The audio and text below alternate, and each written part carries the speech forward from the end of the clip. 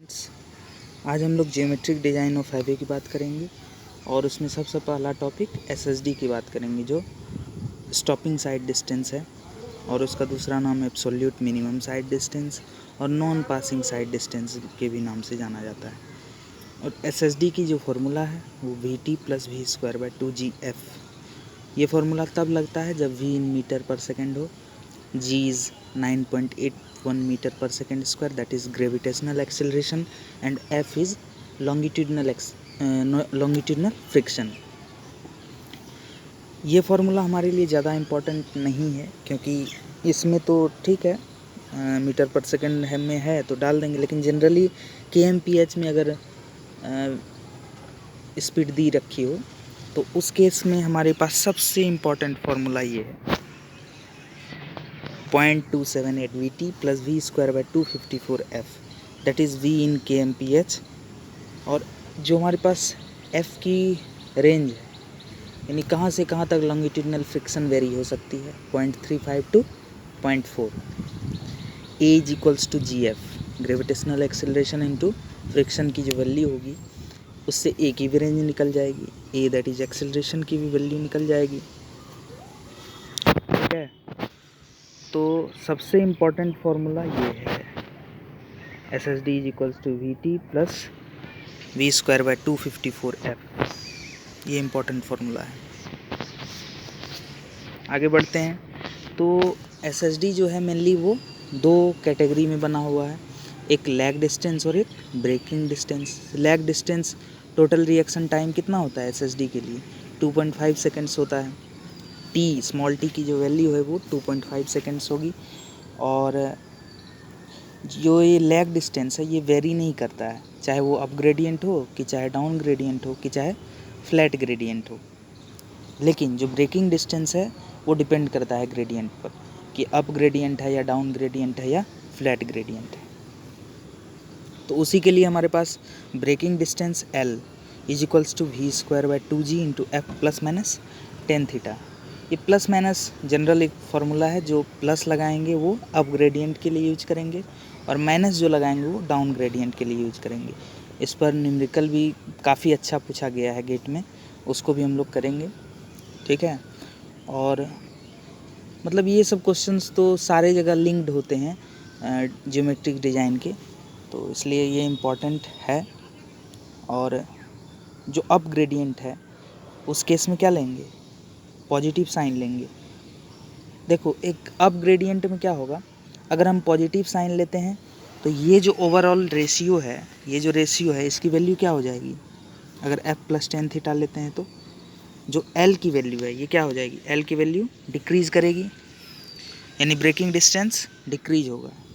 इसलिए ये इम्पॉर्टेंट है कि अप ग्रेडियंट में ब्रेकिंग डिस्टेंस डिक्रीज होगा और डाउन ग्रेडियंट में F - tan थीटा अगर डिनोमिनेटर छोटा हो तो जो L है वो क्या होगा, बढ़ेगा। तो इसलिए ब्रेकिंग डिस्टेंस बढ़ जाएगा, किस केस में, डाउन ग्रेडियंट के केस में। आ रहा है समझ में।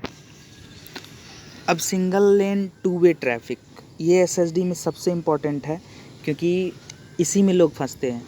जो SSD की वैल्यू हमने फार्मूला लगा करके 0.278 VT + V²/254F, V is in kmph, ये फार्मूला लगा करके SSD की वैल्यू निकाले। ठीक है, अब SSD मान लो 64.1 आ रहा है और single lane two way highway two way traffic नीचे लिखा हुआ है कहीं क्वेश्चन में छोटा सा पार्ट में, तो वो तो ऑप्शन दोनों दे रखे होंगे, एक SSD एक 2 SSD, 2 टाइम्स SSD, तो 128.2 ये हो जाएगा आंसर। ठीक है, तो ये याद रखना कि 2 टाइम्स SSD होता है किसके लिए, single lane two way traffic के लिए। किसके लिए, single lane two way traffic.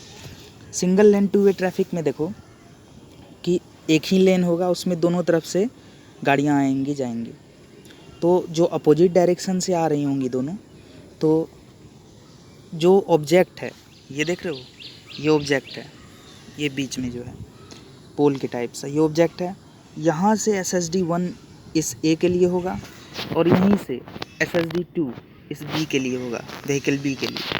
तो उस केस में SSD 1 और SSD 2 तो SSD1 और SSD2 कब इक्वल हो सकती हैं? जब V सेम हो, स्पीड सेम हो तो इक्वल हो जाएगी।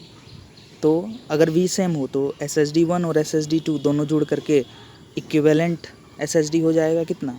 2 टाइम्स SSD। यही सेफली डिस्टेंस होगा जो एक दूसरे को सेफ डिस्टेंस पर कोलिजन ना हो इसके लिए रुक जाए। और फॉर डिफरेंट स्पीड V1 और V2 अगर अलग अलग हो, मान लो A जो व्हीकल है वो V1 से आ रही हो और B जो व्हीकल है वो V2 से आ रहा हो, तो उस केस में क्या हो जाएगा? SSD1 प्लस SSD2 हो जाएगा। ठीक है, जनरली ये चीज़ नहीं आती हैं, स्पीड सेम ही होती है क्योंकि दोनों ऐसा माना जाता है कि जो रोड की डिज़ाइन स्पीड है उसी पे आ रही होगी, इसलिए V की वैल्यू सेम होती है। ठीक है, और इसमें एक छोटा सा और टॉपिक है कि ब्रेकिंग एफिशिएंसी। तो जो ब्रेकिंग डिस्टेंस है वो इन्वर्सली प्रोपोर्शनल होता है ब्रेकिंग डिस्टेंस जो है वो इन्वर्सली प्रोपोर्शनल होता है ब्रेकिंग एफिशिएंसी का। ऑब्वियस सी बात है, क्यों नहीं होगा? क्योंकि मान लो किसी का, हम लोग जनरल यूज जो देखते हैं, एक साइकिल है या फिर बाइक है, उसमें ब्रेक जो लगाते हैं तो कुछ दूर मान लो ढीला ब्रेक है तो अप्लाई करने के कुछ देर बाद जाके रुकती है, और अगर हार्ड ब्रेक है तो जहाँ अप्लाई करोगे वहीं से स्किड हो जाएगी। ठीक है, तो इसलिए देख सकते हो कि braking distance inversely proportional to braking efficiency होता है।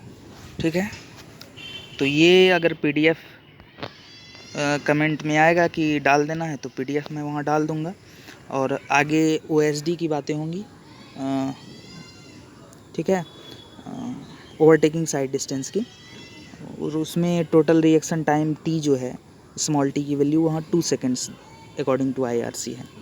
ठीक है, तो ये अगर देख लो, PDF अगर नोट करना हो तो PDF नोट कर सकते हो पॉज करके। और इस पर जितनी सारी न्यूमेरिकल्स हैं, दुनिया भर की न्यूमेरिकल्स हैं, वो सारे करवाऊँगा, और जो सेम टाइप की होगी वो कुछ आप लोगों को भी बनाना होगा। तो ठीक है, कुछ आप लोगों को भी बनाना होगा। ठीक है, आशा करता हूँ कि समझ में आया होगा लेक्चर। Thank you.